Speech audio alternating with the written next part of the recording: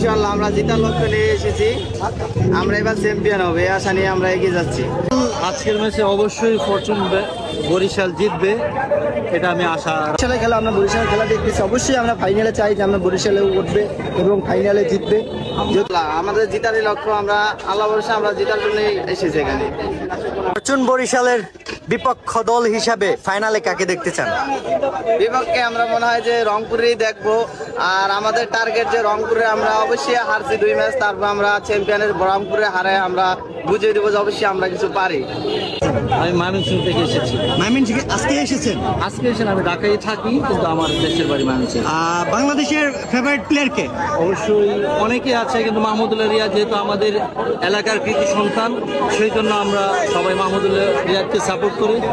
এই সুবাদে মূলত বরিশালকে সাপোর্ট করা। কত সাল থেকে মাহমুদুল্লাহ রিয়াদের অভিষেক ম্যাচ থেকে ওনাকে সাপোর্ট করছি। আপনি কত? অবশ্যই বরিশাল জিতবে। ফাইনালে কোন দুই দলকে দেখতে চান? এখনো পর্যন্ত বরিশালের যে বোলিং লাইন আপ আছে, যদি এখানে ইমপ্রুভমেন্ট না আসে তাহলে কোনোভাবেই জয়ের বন্দরে তরি বেড়ানো কোনোভাবেই সম্ভব না।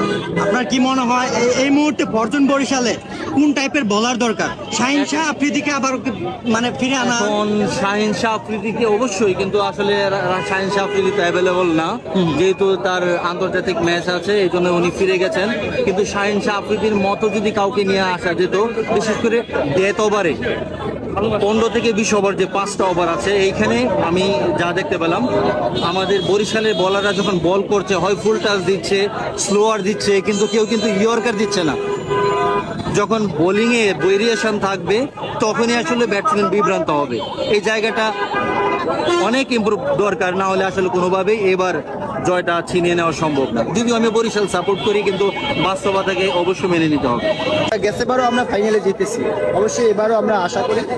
প্রতিপক্ষ হিসাবে এখন বর্তমানে রংপুর আছে, রংপুর রাইডার একটু ভালো খেলতেছে, অবশ্যই তাদের খেলা প্লেয়ারও ভালো, খেলার মানও ভালো, অবশ্যই তারাই ফাইনালে উঠতে পারে। আর আমাদের বরিশাল, আমরাও চাই আমাদের দলটা, যেহেতু আমরা সাপোর্ট করি, আমাদের বাড়িও পিরিজপুরে, আমাদের বাড়িও বরিশালে, অবশ্যই আমরাও চাই ফাইনালে প্রতিপক্ষ হিসাবে রংপুর উঠি।